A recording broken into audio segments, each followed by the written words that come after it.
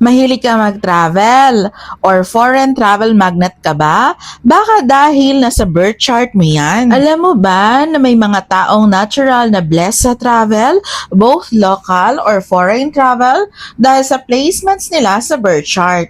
Hindi ito prediction na guarantee, pero ito yung energy pattern na nagpapadali ng opportunities, invites, at biyahe. Jupiter connections, the traveler's luck. Kapag malakas ang Jupiter mo, especially Jupiter trine Sun, Jupiter trine Moon, Jupiter sextile Venus, Jupiter conjunct midheaven, or Jupiter in 9th house, ang bilis mong makakuha ng chance to travel.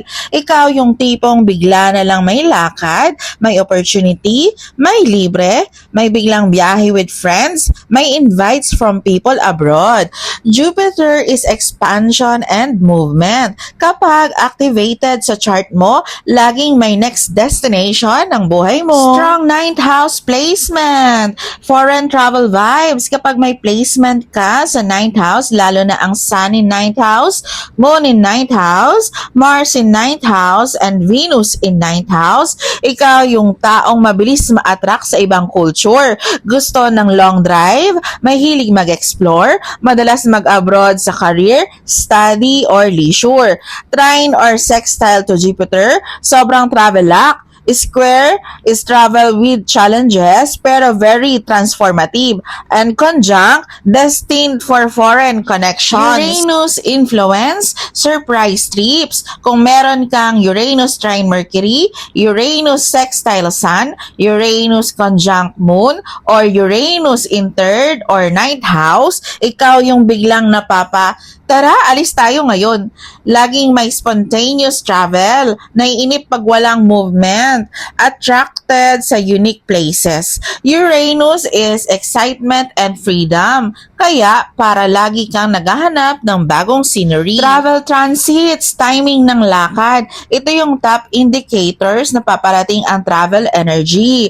Jupiter transiting in 9th house, super travel luck. Pwedeng abroad, retreat, trainings, or long-distance plan. Jupiter trine your Mars, movement, actions, and trips. Venus transiting the 9th house, aesthetic trips, vacation, or romantic travel. Mercury transiting 3rd or 9th house, biyahe for errands, work, or learnings.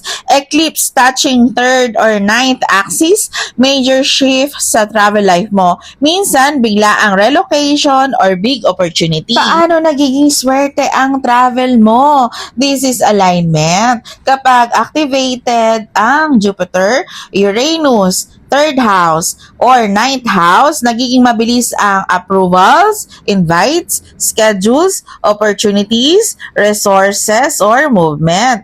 Kaya yung iba, bigla na lang nakabook na. Yung iba, biglang may travel dahil sa work, study, or someone abroad. Kung curious ka kung bakit parang lagi kang tinatawag mag-travel or gusto mong malaman kung kailan ang next swerte mo sa biyahe based sa transits at placements mo, pwede nating i-check sa birth chart mo. Different charts, different timing. Message mo lang ako for private travel reading.